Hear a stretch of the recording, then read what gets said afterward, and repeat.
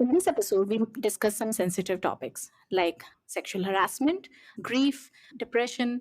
You can find a whole list of topics in the episode description.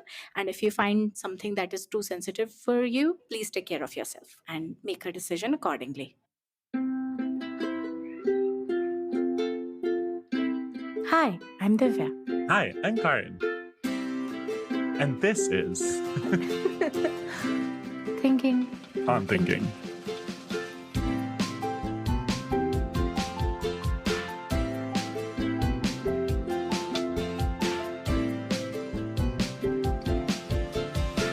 Welcome to this episode of Thinking on Thinking. Today we talk to Meghana, who is a startup founder, who was an ex-cancer researcher and a teacher and many more things.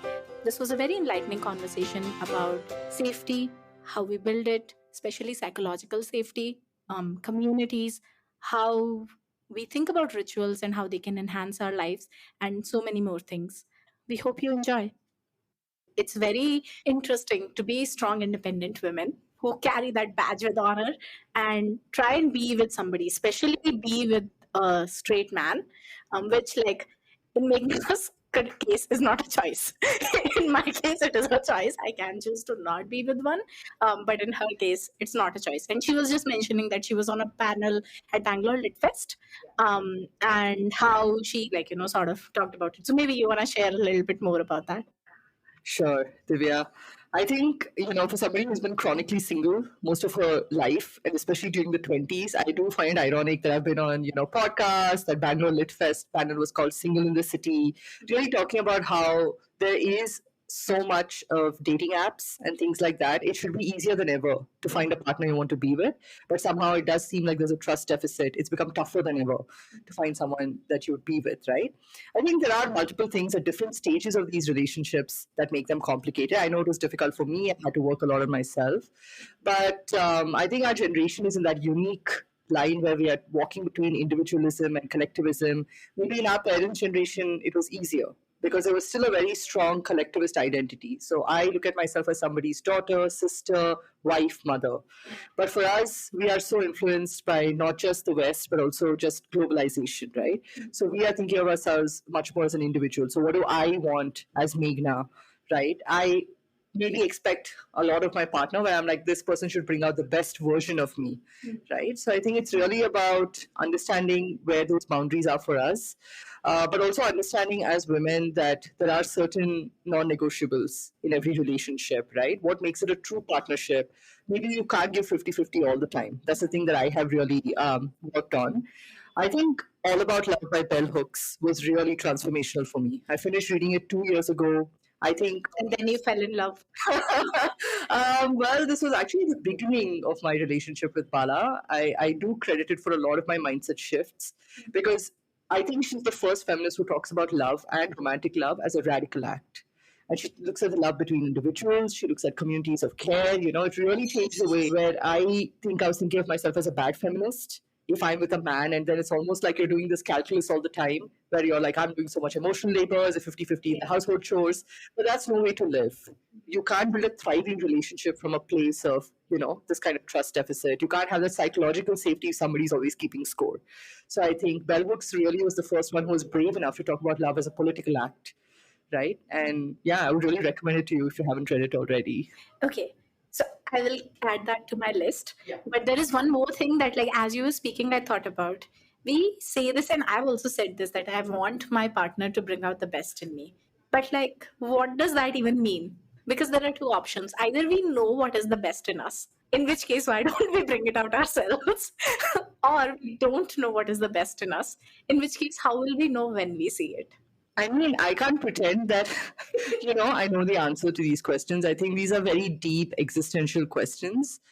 I think with this whole bring out the best in us, I do also feel that it puts maybe an unfair burden on the other person, right? Perhaps in some ways, I feel like maybe this is what my parents did when they had kids, right? They were like, now our kids will carry our legacy forward and make it the best possible legacy, and they will live our unlived lives. So somewhere I think now we're trying to foist it on our partners. Maybe, like that's how we're thinking about it. We're like, okay, this person should be an equal partner in the home. They should be an intellectual sparring partner who'll push me to think really critically. They should be this and that, my coach, maybe my therapist sometimes, but then also eventually make me like the best possible version. What I've realized is that only we can really define that for ourselves. It also keeps changing. And I think it should always be an ecosystem of support.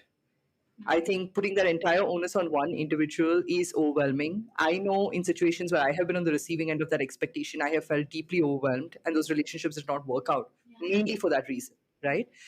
Because humans are flawed, they slip up, and there are going to be different things that only a perspective external can bring to you. So I always see it now as an ecosystem of support. Sometimes my partner can step up, sometimes my best friend can step up, whatever it is.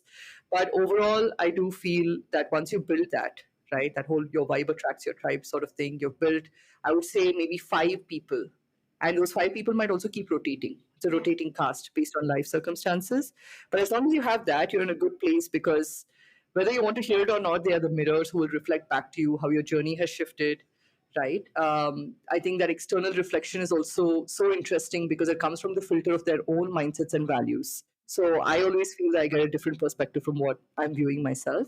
And it stops me from having that myopia that really leads you to plateau, right? Because now you're like, okay, fine. I'm not just seeing it from this one perspective. I'm not just blocking out the noise that I don't want to hear. I am also hearing it. It's almost like a composite of these 5 people, but it does really help you move towards your best self because you're getting constant feedback, you're getting constant encouragement.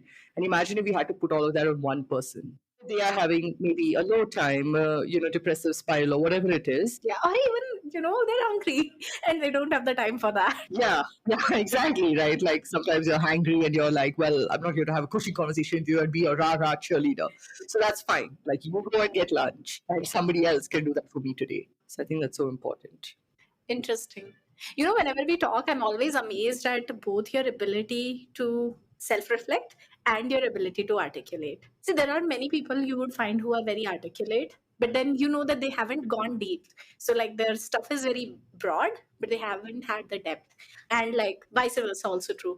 But the interesting thing that I found is not only is it true for you, but it's also true for the people that I've met through you.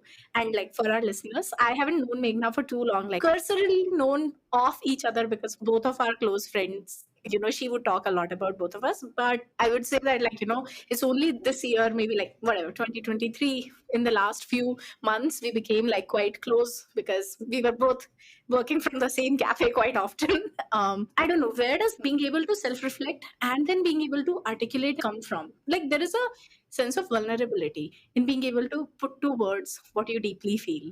Even if you know that I deeply feel this, like being able to say it is something, Yeah, thanks, Divya. I think I feel the same way about you. And I think it's definitely been the work of a lifetime. I think I have a long way to go. But I mean, I can't really take too much credit for it. I feel very lucky that a lot of high integrity, high energy people really reach out to me, want to stay in my life, right? They have, in many ways, pulled me out of my shell. So I would give them all that credit. I think in terms of reflective practices, right, in terms of learning to share, I also think becoming a founder really helped with that. When I started Trustin, I am a non-lawyer, as many lawyers love to remind me. I am not an engineer, but then I'm building this legal tech platform saying we have to combat workplace sexual harassment. And in the beginning, I used to, when people would ask me why you're building this, I would tell them things like, oh, it seems like the right time. DEI and Me Too are big right now. But it just sounded shallow and really lame, right? To be honest, like it's just nobody bought it. So after a while, I was really challenged because to push. you didn't buy it. Yeah, and it also wasn't even true. I mean, okay, Me Too, whatever it was, right? Nobody really understood why I would be the right person to build it because, like I said, I didn't have the pre-existing domain knowledge or perhaps even the skills. But I think when I was able to find the emotional courage to say that, this was a lived experience for me, and I just want to make sure this doesn't happen to anyone again, because we spend most of our time and therefore our lives in the workplace. So if you're not feeling safe and empowered, you're never going to fulfill your potential. The minute I started saying that, everything changed, right? Even though the first 10 times I had to say it, it was like pulling teeth without anesthesia. It was really painful. And I think especially having to say this to like non-women, people in authority sitting across. Many times they would react as if they were the perpetrator. What about false complaints? I mean, we've all heard a lot of this defensive backlash. It was very difficult. But I think the more I was able to share authentically, it became a virtuous cycle. The more I wanted to share authentically, right? So I think that's definitely one part of it where it's almost like a professional hazard now. I think on the other part, being a solo founder, it's very easy to get caught up in your own BS. You can tell yourself any story and believe it, right? After a point. So I think I have to keep myself honest. My team keeps me honest. Like I said, my friends, my ecosystem of support keeps me honest. I do have coaches. I do see a therapist. Those things help. And I try to have my own private rituals, right? So every Saturday, I'll sit down by myself, no devices. I'll be like, what was my cognitive challenge this week? Do I like the person that I'm becoming? Am I solving worthwhile problems? And recently, I've had a fourth question, which is what inspired me this past week? Oh, wow. Yeah. So I think keeps me from getting into the existential doldrums, but it also means that, we did that year compass annual reflection together. Yeah. So I do try to now make these more communal because I've realized there's so much richness in how other people see you, learning about their experiences. I think as a learner, I always compare, contrast my experience with somebody else. And then I'm like, okay, how would I have done that differently? Or wow, I want to try what Divya said next time. So I think, yeah, all of these things have really contributed to me reflecting regularly. That's so interesting. And this is like fully left turn from whatever we thought that we might discuss. So for maybe like last 6 to 8 months, I've been thinking very passively about the idea of rituals. So I've never been a festival celebrator. I am like fairly, on the extreme side of atheism, not in the like in your face, get rid of everything kind of atheism, but like, yeah, there is no God kind of atheism. But still, like, I understand from like my psychological study or whatever that rituals play a very important role in bringing peace and calm and contentment to the human brain. And I've still not been able to sort of think about them as like a part of my life. So I actually want to ask you, how did you come about this ritual of like, at the end of every week or at the beginning of the next week, sitting and like, figuring out, okay, how did the last week go? Like, where did that come from? What was the origin point? I think a lot of things will come back to this, but I really credit my time as a teacher with Teach for India to this, right? Because when you're dealing with 55 hyperactive fourth graders, and you like planning, like I'm very much a planner, right? Those things help. You really realize that you need rituals. Kids thrive with predictability, right? There's a certain amount of autonomy that we have to give them. We have to empower them with. They need trust and things like that, but they also really need rituals. They need routine, right? Only then, and you realize this very quickly. They're hanging off the walls and the fan, whatever. You're like, okay, I need to designate certain things, right? So we would have a morning meeting. It would start with a certain, quote that we liked. Maybe it's a little skit that they come up with, things like that. We would also have a closing meeting every day. So it's like a deep breathing meditation first, smell the rose, blow the candle. Then once they're calm enough, you just do a very similar reflection. What is one thing I did well today? What is one thing I want to improve tomorrow? Right? Do I want to thank somebody for something they helped me with? So you can start really simple. But what you start realizing is the compounding effects don't come from, I think people feel it has to be a very complex framework, right? It has to be, the compounding effects just come from the consistency. Like if you do it every single day and it becomes part of your muscle memory, like for example, my weekly ritual, I don't even need a journal now. I'll just do it in my head, even if I'm just driving. Yeah. So I think the consistency is what over time makes you somebody who becomes so much more self-aware. Perhaps I seem more articulate as a result of that. I think another thing apart from the teacher aspect, I think Teach for India put a really big focus on coaching. I mean, it is an organization of teachers as well, right? Yeah.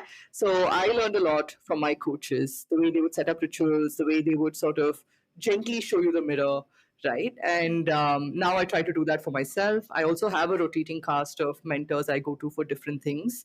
I've seen that if I don't speak to any of them, maybe like 3 months, 4 months, a quarter or more goes by, immediately like things start slowing down. I think, yeah, it also keeps your hubris and arrogance at bay because there is only so much you can do for yourself. You really need to build that community, right? Whether it's people who are 5 steps ahead, whether it is mentors who have been there, done that, whether it is peers who are in the trenches with you, all of them play an equally important role in keeping you on track. So I've been doing this bug log thing every day, right? So for the first 100 days, I was giving myself a very strict structure that, like, before going to bed, I will remind myself, have I done it? And I would do it. And I maybe like missed 2 days or 3 days in 100 days. Then I stopped doing that for the next 20 days and I missed 3 days in 20 days. Right. And it was interesting to, like, then I was like, okay, no, we need to go back to it. I need to add it to my to-do list. And, like, now I will sort of put it, like, I have this Notion doc of my daily to-dos, weekly, whatever. And I'm like, okay, I try every day to finish my daily to-dos before I close my laptop, like put everything in done. And I was like, it needs to go in done every day. And it's just interesting because I think, like I said, I'm not somebody who has structures around ritual as an idea, right? Like, even though I might take the same action again and again, I don't think I know how to frame it like a ritual, because there is this almost sacrosanct feeling that somebody gets when you think of a ritual, which is like, oh, I should do this and I should be present with it. And it's like, I don't know how to put it, but, like, you bring your deeper self to it. And, like, I could hear it in your voice when you were speaking about, like, writing about your journal, and also like how you sort of constructed these, what I would have said as systems, but they were not systems, they were rituals, because you are like, okay, I'm making space for more of these students to show themselves while also making sure that their energy is not destructive. It's very interesting. I would actually think of it, this is something you've told me, where I think I was talking to you about having to juggle many hats. Like, I consult as a coach, I am a solo founder, and I have so many other interests, right? There's just not enough hours in the day. So you said to me that joy has a greater pull than duty. Yeah. And I would offer that back to you, right? So if for these rituals you can tie it to joy, like especially the first maybe 100 times I was doing this weekly ritual, it was actually in the middle of the pandemic.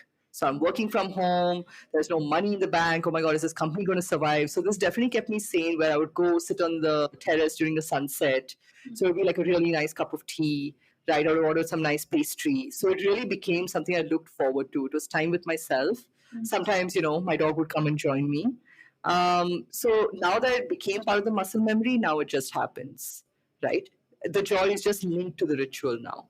But I think if it had become a duty and I was like, no, I have to do this every single day or every single week, it would definitely have been very difficult for me to stick with it. I see it because, like, as you were speaking, I realized that we are both doing the artist's way. Yes, Karan was also doing the artist's way. Yes, Sam has also done the artist's way. We have, like, clearly we are forming a community of people who have done the artist's way. But A cult, yes, a cult. Yeah. But I actually got done with it. Wow. But I realized I want to sustain both the practices, and I think, like, morning pages is still slightly feel like a duty. But I think the artist date, I just look forward to so much. I'm like, oh, this is my gift to myself every week. It's not something that I should do, but it's like, I'm really looking forward to it. And it feels like what you are saying is like every ritual, if you can incorporate it in that direction, it becomes like easier on your soul, for the lack of a better term. Yeah, absolutely. I think it's difficult for us every time to remind ourselves, no, I'm doing this for my own learning, right?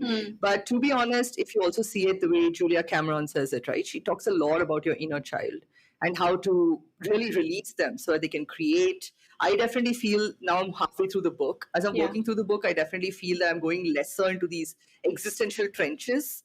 I'm just more and more able to like create, not doubt myself, not get in my head, right? Yeah. So that's what I've realized. What's so powerful about her practices, why the Artist Way is such a Bible for creators, entrepreneurs, people around the world, is because she ties joy and freeing yourself to feel that joy in almost every such space. Yeah. Right? As long as there's a sense of play and wonder, I think we'll always be in a good place with whatever rituals we choose. I agree. It's very interesting. Like, I have seen that change in myself. And like I could see that change in Karan like 2 weeks in. Wow. I was like, wow, like, how should you say, like his way of looking at himself shifted. And I could see the shift. Like, you're just a little bit more kinder to yourself. You're just a little bit like you said, not in the existential trenches. Yeah. Right? Like, it's just like, oh, okay, I'm doing things and it means something, and it might not. Like, you can just sort of take the duty with the play in some sense. Absolutely. I love how she calls it like spiritual chiropractor, like a lot of these practices. Like whenever I'm able to do morning pages, for me also, to be honest, it's still a bit of a struggle. Because I wake up in the morning and then I immediately plaster my phone to my face. But I think as long as I unlearn that muscle memory, It really just, this whole, I think, why we might not be as productive, as present as we want during the course of a day is because it's very hard to differentiate noise and signal. Like the life noise, your brain noise, right? Your self doubt noise, all of that. What I see with morning pages when I do it consistently is that the noise really goes down, and then you can really hear the signal. Maybe you don't have more signal than usual; you're just hearing it clearer than Yeah. usual. That's a very beautiful way of putting it also, because I have like had the same experience. Yeah. Like there was like after I finished it, I like maybe sort of was like, okay, I'll write one page or whatever for like a couple of days, and I could feel this like noise increasing again, and I was like, no, okay, let's just go back to the 3 pages a day. Yeah. Okay, so like going back to what you do, I would imagine that like your work is very emotionally heavy. Like in our conversations also, it's like it's meaningful work, it's very meaningful work, but it's also very, I would say, work that requires not only cognitive labor from you, but like a lot of emotional labor. Let me not call it heavy, but like it requires a lot of emotional labor. How do you sort of retain your sense of yourself through it, like as you're going through it? I don't know, maybe some of it has over time helped you find who you are also, but still, like how do you sort of, I don't know, create a, I don't want to say boundary because it sounds too rigid, but like how do you maintain yourself as somebody solid while you move through like something that pushes back against you so much? Yes, I definitely think that, for your day job, if you're dealing with like power distances and imbalances, abuses of this power, and you often feel helpless as well, right? These are systemic problems, the sexism, the sexual harassment. Sometimes I feel there's no way we're going to get anywhere close to resolution within our lifetimes. And that's something I have to make my peace with. And you're also working within the system to get justice, whatever justice looks like for the people involved, right? So in the beginning, it's been almost 4.5 years now building trust. And in the beginning, it was definitely very tough. Until I realized that, it's not a mental health thing, perhaps it's a mental hygiene thing. I just need to talk to a therapist because otherwise my life was my work. Right? There's a cognitive problem with all founders. But I think especially when you're doing something that is so close to your own life experiences, it becomes even more blurry. Especially because you're alone, like it's not even like you have somebody at the same, for the lack of a better term, power level as you to sort of like bounce things off or sometimes load it on them. Yeah. I definitely think so. Our solution, we offer policy, we offer program, right? So for those pieces, I've definitely found like a lot of good consultants. So we have lawyers who come in and do the policies. We have trainers who I've trained, right? And they come in and do trainings annually. Those things have really helped. So that's helped me clear up my mind space for the product piece, which is more how do we deal with the complaints? If a complaint comes in, I go in as the legal expert. What are the questions of fact, questions of law? What happened? Is what happened amounting to sexual harassment? If yes, then what is the punishment that fits the crime? Right? All of these are really heavy questions because you also have to be somewhere the devil's advocate and the therapist for the POSH committee. Right? It really brings out a lot of your own shadow side that you didn't know existed in both ways. You might be very biased towards the complainant, very biased against the respondents, things like that. I think the things that really helped me, again, I go back to rituals. I think as a person, because of my life experiences, I have been very spiritual. I come from a family that can be quite religious and spiritual. I've always found solace in that, right? In my past life as a biologist, I often found that a lot of senior biologists and scientists did believe in God and a higher power. They were themselves very spiritual, right? And they found science almost a stepping stone to spirituality. So I think that's something I imbibed from them. So these kind of rituals where it's like protecting your energy. So before I go into a training, it's almost like I tell myself that, hey, there might be some disclosures, especially when somebody's disclosing abuse for the first time. It has its own energetic sort of discharge. There was definitely a time, I think some years ago, where I got completely triggered by a childhood sexual abuse disclosure that was made in the middle of a training session, right? But then unfortunately, there were a group of people who were just sort of like sniggering. And then it was like they were asking all sorts of rude questions, again, about the whole false complaints and things like that. So I found it very difficult. And after that, I was like, I have to change something because I just can't be like this, right? As a facilitator, I have a duty to hold a certain space so that there's learning outcomes for people who want to learn. So I think that's when I started realizing, okay, fine, I do like 10 minutes beforehand. I just sit by myself. I lower all stimulus. I'm like, okay, fine. There's like an energy shield around me. And if the words come at me as well, because I'm a very visual person, I can always visualize the words. It's like they will hit that shield. It's sort of not going to hit me, right? And that has helped my, I think, energy sort of not feel decimated even when I've been in very tough sessions. So that really helps. I also try to do that, during a case. And then afterwards, I check in with myself. Like, how am I feeling? What points were pressure points? How did I react? Do I want to change something tomorrow? So these things have been very helpful. I think, as long as I have a personal laptop, professional laptop, that's also helpful. I try to demarcate that physically. Same for notebooks. I don't use the same notebooks for different things. So I think all of these physical and energetic distinctions are very important, especially when you're doing emotionally draining work. You don't want to bring it home. I was just a very boring person. I was just venting to everyone and I was tired of myself, right? It's no way to live, basically. And I also think that if you cannot live this example of being able to deal with all of this, then it's very difficult for other people to see that's possible. So I think that's also something that I start seeing as part of my work. I'm like, it is part of my work to make sure that I show up in a certain way because that almost walks the talk, right? So that's when I started prioritizing it. To be honest, when I felt I was doing it for myself, I didn't really do it. But when I felt I was doing it for other people who are learning from my way of being, then it inspired me to make those changes. Good work. Because like it feels really, really hard to sort of, I don't know, presence is very draining. I recently read this book called The Power of Now by Eckhart Tolle. There was an interesting thing that he said, which was around being present. And like his central thesis is time is a myth that your mind has created. There is no past, there is no present, like future. There is only the now. And if you live in the now and be like navigate the now the best that you can to your abilities in the moment, you will live the best life. And there is like nothing else that you need to worry about. If you need to plan, you plan, but be in the moment as you're planning. So like just be with the plan and don't worry, right? And don't think about, oh, but it happened, this happened in the past, and like don't carry the baggage from the past and don't hold the baggage of the future either. Yeah. I think before that, I definitely did used to feel like presence was like, exhausting. And even now, sometimes I'll be like, it's easier to let go of presence and just like, dissociate. But it's been interesting to just be like, no, but just be present. It's slightly harder, but it's so much more rewarding. It's just in the long term, it's just better. Yeah, yeah. I think that's really interesting. I definitely think, I'm saying I have all these rituals, Divya, but I think I have a long way to go. Like, I like the idea of thinking of it as presence as opposed to, like, for me, like I said, with my energy and all that, it's more protective. It might be a permeable barrier, but it's almost like armor, right? You're going in. Yeah. Primed for battle.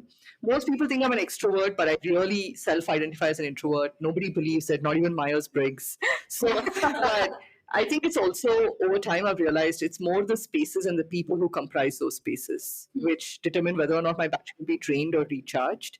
I think I prefer one-on-one conversations because it's much deeper, it feels more enriching, and I never feel drained usually. But it's good to know that even in group settings this can work. Yeah. Yeah. It's a interesting thing. I also feel like in terms of, introversion, extroversion, there are these notions of how we must perform in every group, which is exhausting. I think it's exhausting to keep up with expectations. My usual default would be to come with like a kindness and compassion energy.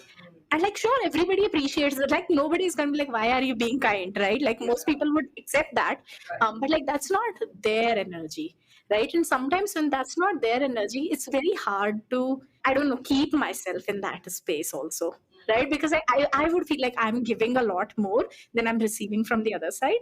And like, as I've sort of like gotten more and more used to this presence thing, what I found is like now I'm just able to reflect whatever people give me back very easily.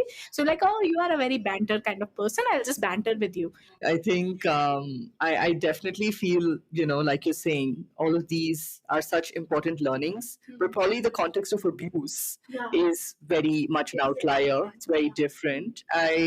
I have been studying a lot of restorative justice recently, and that has been very interesting because it's like it says you have to center the humanity of every person in the process, right? Only the people involved know what really happened because only the wearer knows where the shoe is pinching, right? And they are the ones who will decide what is and isn't just. And I think for me, it's been so difficult because usually the problem with things like justice and restorative justice is that many times now you put all the power in the hands of the complainant to decide what is a just punishment. But that doesn't really solve the problem because you're just taking the power differential and flipping it on its head. right? So I think it's definitely an ongoing conversation, not just in India but worldwide, right? What does justice look like? How do we restore that decision making to the parties, to the communities that are affected, as opposed to us taking this top down thing, as an expert removed from the context? We're like, now we'll tell you, and you have to be okay with this and live your lives. I think one of the most heartbreaking realities of my work with workplace sexual harassment is that even when, quote unquote, we're serving justice, we might terminate, a predatory person, remove them from the company, and we are like, okay, fine, right? Now justice has been served. Okay, we made sure the complainant was in therapy and all of that. But within 2 years, they almost always leave because there are just so many questions raised, or there is so much insufficient offboarding support for that party, or even the witnesses many times. It just becomes such a hostile environment that they feel they have no option but to leave. Right. So, what I can say is that systemically as well, we have a lot of work to do when it comes to things like, restoring justice or restoring energy. There is also so much shame that is associated with it, right? Like, I can imagine, if you are in a situation where you feel like you've been harassed. I mean, this was maybe 7 years ago. I was at a friend's wedding, and it was like a pool party after, and one of our college friends who was a part of our circle groped me. Now everybody was drunk, and till last year I didn't even mention it to, like, any of my guy friends who were, like, there at the wedding or whatever. And honestly, it's in, like, some of the people's like you right now exclaimed, oh my god. And I was like, oh, maybe it was a big deal, but like maybe for 6 years or so I've been like convincing myself it's not a big deal. Why are you, like, it was just a group, whatever, like just ignore the guy, right? And it's not even like I fully ignored the person, right? Like, I have hung out with him, like, sometimes in social situations, and I constantly feeling a little bit like, ugh, I don't really want to be here. And I think that, like, there's such a weird sense of, at least for me, shame that, like, oh, I was a part of this thing. Even though I wasn't, right? Like, it's not like I gave consent, but it just feels like you let the other person, like, treat you a certain way, and now you should be equally responsible. So I can't even imagine, like, somebody who's in a workplace where they really can't avoid it, where they really have to see this person. My friends knew this person, and I'm like, "Ah, I don't want to cause complications." So I'm sure those people who are in workplaces, they're like, I definitely don't want to cause complications by, complaining against the director of whatever. I'm just a lowly employee. What's even gonna happen? I mean, I'm really sorry to hear that, and I think your reaction is one of multiple trauma responses, right? I think it's very easy for people to assume that, we should fight back, make a fuss, slap the person, whatever, but that's not how human brains work. One, because we as women are socialized to and conditioned to minimize our experiences, our reactions, our gut instinct, whatever it may be, and like you said, keep the peace. But it's not just women. Like, even, I think there were several Hollywood actors who spoke up about very similar things, sexual assault happening to them. Brandon Fraser, for example, and he went out of the public eye for decades, right? It is a deeply traumatic experience to have your, personal space, your physical body violated, and then the powerlessness that comes with it. That is really what is defined as trauma, right? Like, we didn't ask for it, we didn't consent to it, it happened against our will, and then there's a continued powerlessness where we sort of keep beating ourselves up, even though we did nothing wrong. So, I mean, I'm sure, Divya, you are seeking like professional support and all of that. But I think even when you feel ready to speak about it, there is something to be said for keeping these things in the sunlight, showing sunlight on these things, like just bringing in air. Not everybody will be able to react empathetically or appropriately the very first time. But I think, unfortunately, it is true that the only thing that really stops predators from doing all of this casual sexism or sexual harassment or sexual abuse is knowing that somebody will speak the truth. As long as they feel that they're going undetected, right? One is, like you said, in interactions with this person and that group of friends, you are minimizing your discomfort. And that is something that, the body keeps the score, your mind keeps the score, all of that. But the second thing is also that it's completely acceptable. They don't feel like, they misread any of the signs. Even if it's pointed out to them, I don't know, many times they still don't accept it. Yeah, I mean, like, in this case, I'm sure there would be, he was very drunk. Yeah, Excuse. exactly. Yeah, but I think you might, in some ways, also be pleasantly surprised at how many people, are willing to stand up for the right thing. Maybe really see what actions they want to take, what decisions they want to make. But one thing I will tell you also, in the ways that people have reacted or not reacted to sexual harassment disclosure, is that every person can only meet you as deeply as they've met themselves. Right? This is something my therapist told me, and I really like that. Like, because, in so many families, in so many friend circles, the people closest to us break our hearts because almost, the usual things like, I have never heard this about that person. He has never behaved this way with me. Are you sure? Right? So it's almost like that gaslighting thing. So I definitely say that we don't have that imperative to share prerogative. It's completely up to us if we feel ready or not.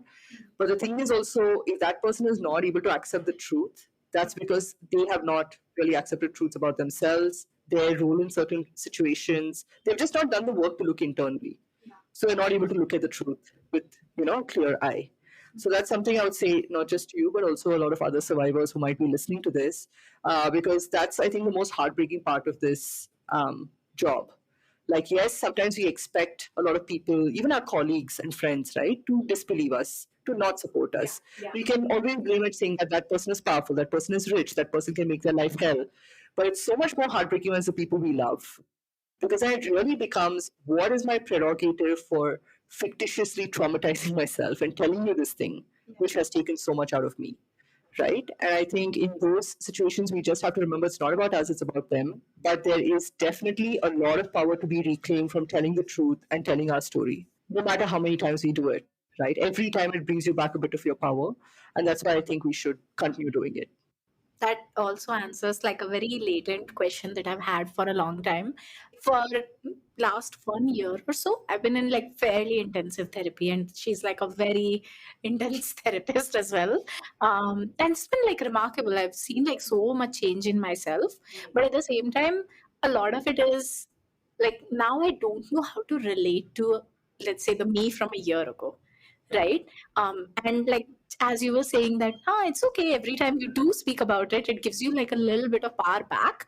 And I think a lot of times the broader cultural narrative is, the more you talk about your trauma, why are you victimizing yourself, why are you like taking the victim narrative or whatever. And it's like, sometimes it is that, sometimes it isn't that. Because like, so for example, I think when I started being comfortable about saying, yeah, my dad died, and like being okay with that statement, grief doesn't go away, but like the grief becomes a little less shameful. Or like I would say, when my dad died, I think there were like a lot of big feelings of feeling like orphaned in a weird way. And I think those feelings went away. Like the more I became okay with saying it, yeah, sure, he was sick, he died.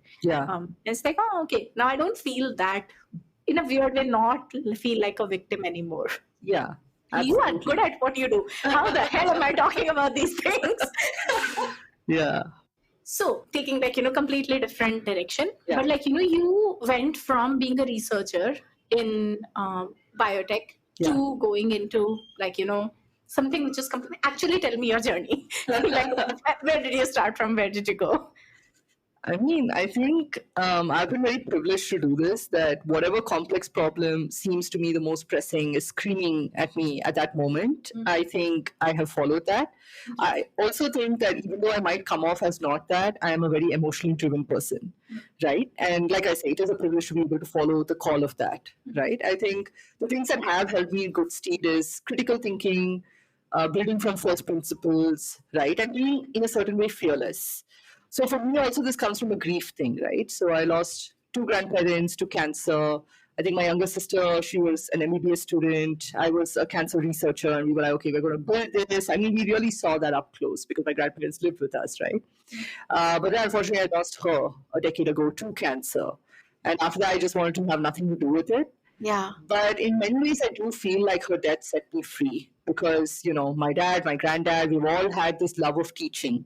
And even though they were not teachers officially, they taught us, they taught their mentees, proteges. So I was like, okay, that was always in me. I also wanted to be an academic so I could eventually be a researcher and a teacher as well, right? So, I mean, with my sister, I was like, life is too short. I don't want to force myself to do this PhD because also I just felt like cancer just felt so personal. I could no longer inject tumors into mice. It was just too much. So I was just like, okay, fine. I told my parents, I'm like, I'm going to take 2 years. I'm going to do this Teach for India fellowship. So many of my friends had done Teach for America. And I had seen their transformation, not just as teachers, but as people every time I spoke to them. But I think in Teach for India, like, living in Pune, having these 55 students who I'm still so close to, starting a non-profit community center, which is still functional and now run by the women of the community. I think it shows you how much difference a single human being can make. And it almost makes you feel like, and there's something my grandfathers who came up from very different and difficult backgrounds, they always instilled in me, like education is a big leveler. And if you are lucky, like, that accident of birth, it should not dictate your destiny, it should not dictate anybody's destiny, right? Because these were men who lived that. So I think I was like, okay, I know now that I want to do impact-oriented work. And there's no country like India for doing that, right? I mean, if I care about creating impact, I care about creating it here. There were a few detours. I worked at multiple nonprofits, and then I went into, okay, let me try to see how to build companies, how to build products, right? I was a program director at a VC accelerator. And then I think when the Me Too movement hit India in a big way in 2018 was when I was like, okay, I want to build this chatbot on the side.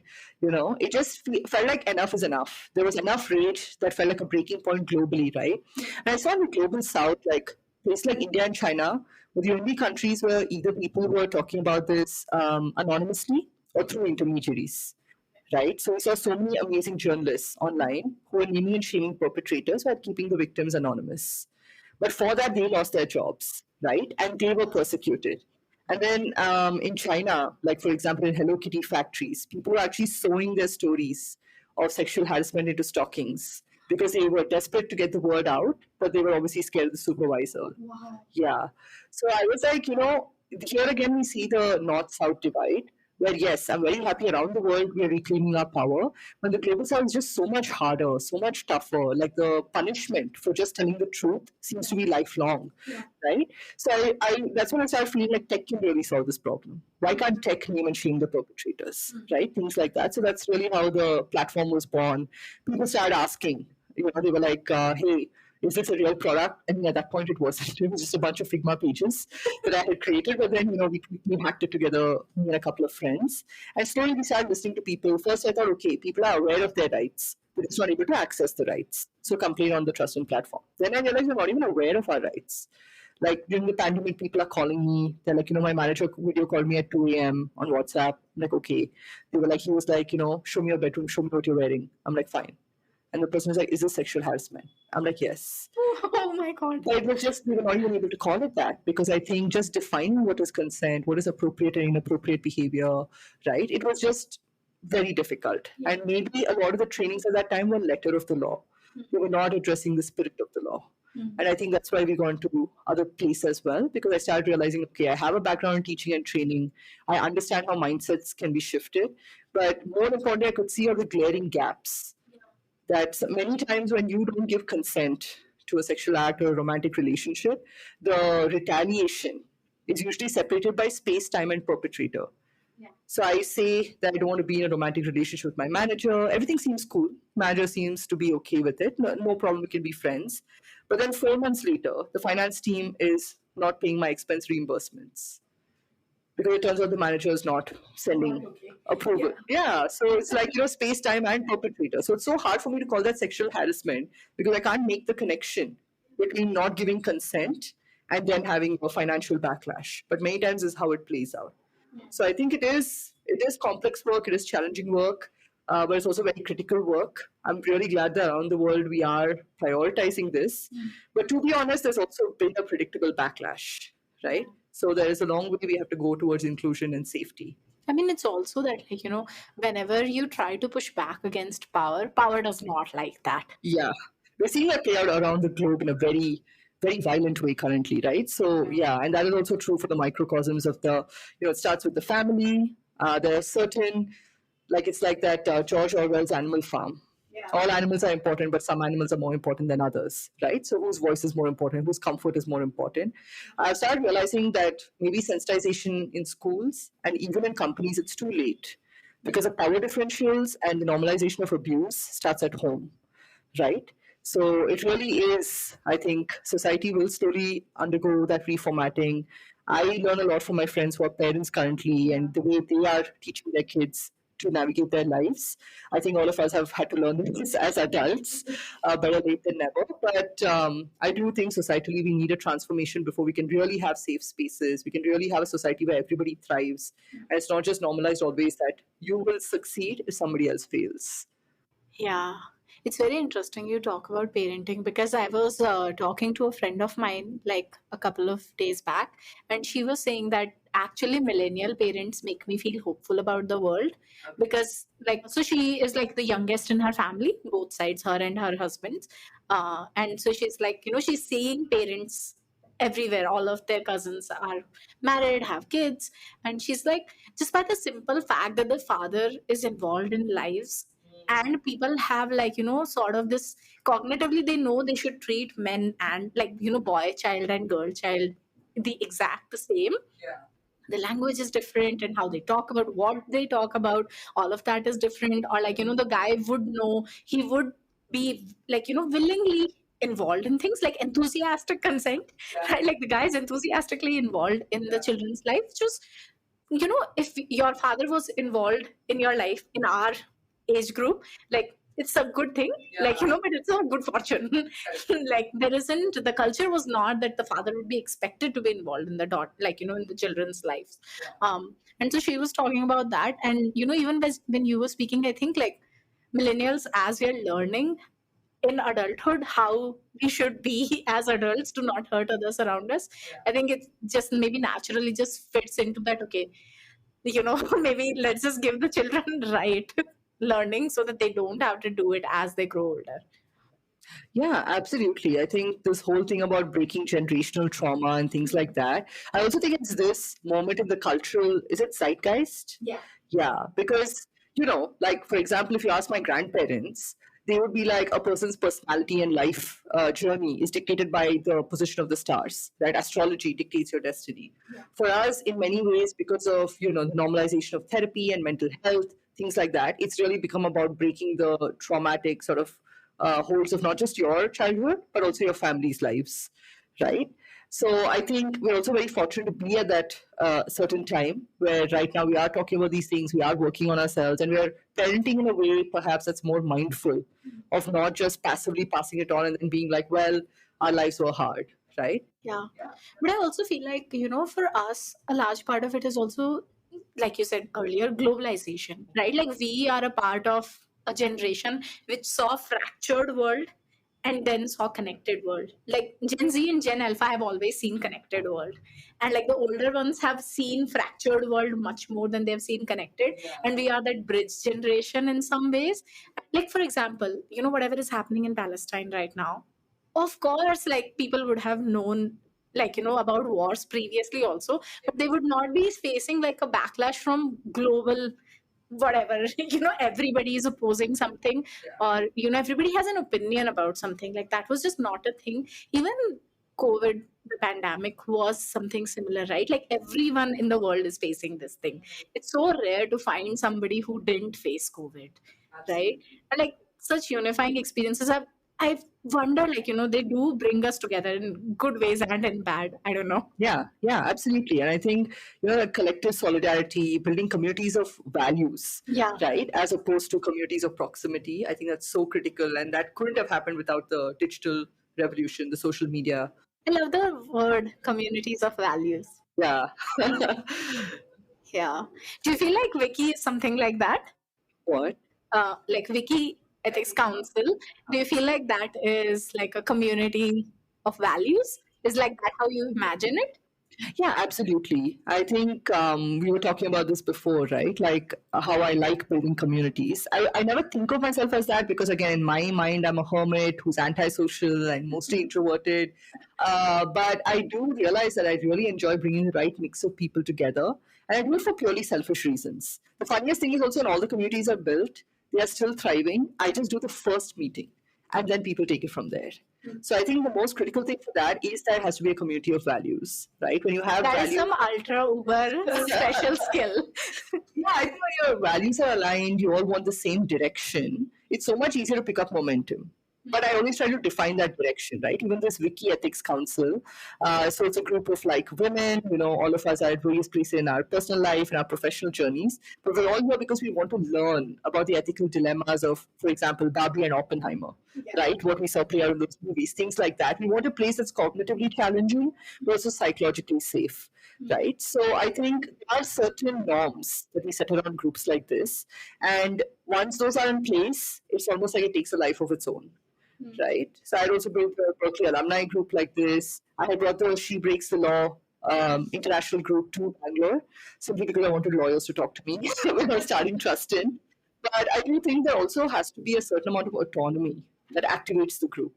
People need to feel that ownership that, okay, for us, for example, now Tena is going to come and debrief a book, right? Men Who Hate Women. Yeah. Before that, we had debriefed Invisible Women. This is all coming because people are reading, obviously engaging with the world in different ways, and they want a space that's safe and challenging to process it.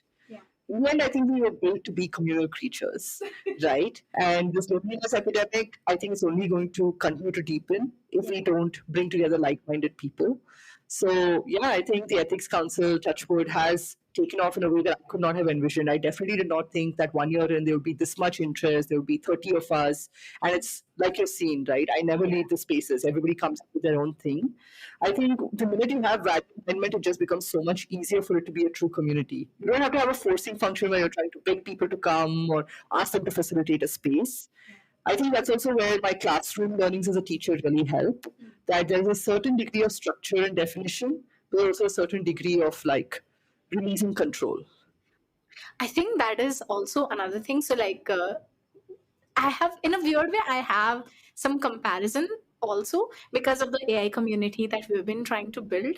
And I just think that like the communities that I've been to with you, there is all of the things like autonomy, alignment, all of that. Yeah. But there is also a sense of warmth that I don't think is very common to find in communities. Like I've been part of other groups, communities, whatever before, like many, many different times. And sure, in some cases, like, eventually you will find one or two people who are your people and you will build a bond with them. Right. But like there isn't a sense of instant trust and warmth, and which I have found in both like the Wiki Council meetings and also like when we did the review of last year and like all of the people who just showed up for that, right? Like I just feel like you have like really warm and kind people around you. Yeah, touch wood. I'm really lucky with that, right? I think it's also that whole your vibe attracts your tribe thing. You have great vibe. Thank you. Yeah, I think we don't really realize it, but we are putting out certain energy into the world. I mean, I don't want to go into this woo-woo manifestation thing, not really like that. But it's like people you surround yourself with really do dictate a large part of how you show up, what you think about, what you talk about, right? So I think there is a certain degree of intentionality. I really had to cull a lot of people out of my life in as soon as I hit 30. I think the pandemic helped with that, entrepreneurship helped with that, because it really gives you like a myopic sort of definition of what your focus should be. You just don't have the kind of energy to spread it yourself thin. And also you just don't want to waste anything. Yeah. I think when you hit 30 also you stop caring. I really lost that sense of like need for approval, the people pleasing. Obviously therapy also helped with that. So a lot of things came together at once. The pandemic gave me enough time by myself to realize what and who is important to me, right? But definitely in terms of the intentionality, articulating, like these norms to people, to the community, people self-select. That's what I feel, right? When you start putting this direction together, you start having a few rituals as a group, you do realize who is attracted and who is repelled by some of these things, right? And with any community, I think also maybe because of my work with Trustin, I always think of some of the safeguards. So if somebody is like talking too much, digressing too much, I might have a one-on-one with them for the Wiki Ethics Council, for example. If I feel that somebody has behaved in a way that might have compromised the safety or even just the psychological safety, right? I think people don't act immediately. Right? Or some people might talk about it, but then there's no action taken, there's no resolution, there's no closing the loop. This is how people get disinvested in communities. Correct. Yeah, because I'm like, now I'm no longer feeling psychologically safe to be my full self. I'm no longer feeling that part of my, system being activated by this group. I'm now always a little bit scared and I'm holding myself back. Correct. So I think if community curators could really prioritize like that safety element in every way and just be really quick about it. That's always my first priority. Now everybody is just taking conversations forward.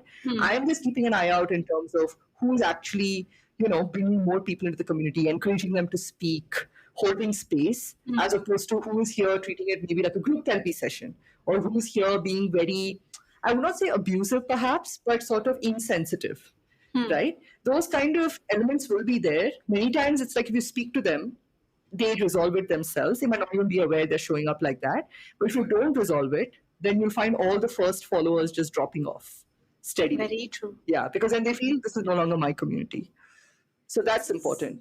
The fast action thing is so interesting and important. When I first started, working with the Gen AI community, Nirant, the founder of that, also has a very rapid action, no sort of like especially. So there, a lot of it is because it's a group of like a lot of tech people. There is a lot of like harsh boundaries around what you're allowed to promote. Okay. So like no self promotion is the key thing. Yeah. And he has zero tolerance policy on that. Like you post once, he will remove the post and tell you that you are not allowed to. You post the second time, you're removed from the group. Right. Because like when you have collected, and because like there the safety is, this is a knowledge sharing platform, right? This is a community of people who are doing good work and they want to learn from each other. And if here all you are doing is, rather than showing up with curiosity, you're showing up with pandering to your ego, then we don't want, because like again, ego really kills curiosity as a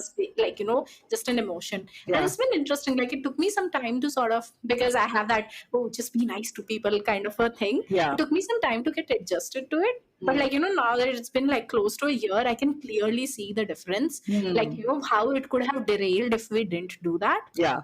It's even though there are many people who honestly react very violently to, being shown boundaries. Yes. They're like, and this is gender free. It was very interesting to realize, it is gender free. Like the ego is what is reacting. It's not the person's gender or upbringing. Yeah. I think, it's useful to have this monitoring mechanism in your head, because that is now my responsibility as the primary facilitator, right? I might not be bringing in the content, or I might not be running the session, but between us, I have asked a person to leave the ethics council, and I'm keeping my eye on another one, right? It's just because there are some mindsets. Okay, so the group does give feedback because this is a strong group and the values are aligned. But if I still see that the person is coming in with those internalized patriarchal mindsets, which are making other people feel like, what is this? Why are we giving airtime to this? It's my responsibility to address it, right? So obviously we can't punish people for having different points of view, but every community has its core values, right? And if it's a misalignment, they're not a good or bad person as a result of that. They're just not a fit for the community, especially at that level in its trajectory. And that's okay. Everybody cannot be a fit everywhere. And I think that's where really moderators and facilitators hesitate. But I think with my experience, I'm like, no, like it's fine. Emotional courage and constancy is what I can bring to the group. I think for a lot of these communities, honestly, one, I've learned this the hard way, right? Fingers burned, lessons learned kind of thing. I didn't really do it quickly enough. So some of the communities have fizzled out. The second thing is, like, if you start doubting yourself, like, is this actually a core value? All of that, it's difficult. That's why the first kickoff meeting, I always define it together. We all made business cards together, which were cartoons, right? We defined our role in it and all of that. So those things help me see what is the mental model of the group. And let's just make sure that's aligned. Right? It can keep changing year on year. That's okay, depending on the mix. But your core group should never get disinvested because you don't have the emotional courage to call out somebody who's, not a fit. I think you found such a key thing, because oftentimes products, you would have heard this, products just expect, okay, early adopters are going to leave, right? And you are saying, no, there is a framework to keep early adopters, especially in communities, and keep them engaged. And you have to invest in like the values that brought them in and kept them in. Yeah, you also have to keep adding value to what they value, right? Like it can't become a static thing. It can't always be like, I have to keep giving just because I'm an early adopter. I also need to receive from this space. But what that means is, again, it's activated a certain part of me. It might activate a new part of me with a new mix of people.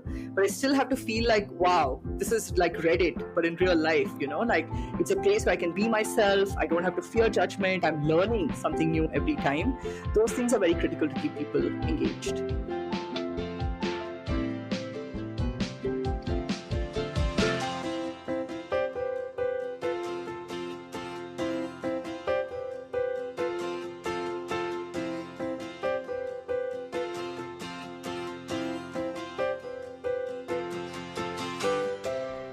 Theme music is by Akshay Ramuhalli of BTRPT Music. Editing is by Beatnik. Do you want to maybe share something where people can find you or like follow you or like, something that you're looking forward to doing in the next few months and like, anything? People can find me on Instagram and Twitter at Meg_Srinivas. I'm also going to make my coaching practice much bigger this year, towards the second half of this year. That's going to be Trust in Meg. So that's coming up soon in the Insta page. And yes, I think, apart from work stuff, as I'm turning 34, it's time to like take stock and think about where I want the next decade to go, right? So as you know, now I'm trying to do these reflections within a community. Yeah. So if people are interested in doing that together, that's something I'll be happy to facilitate in March. Yeah. Okay.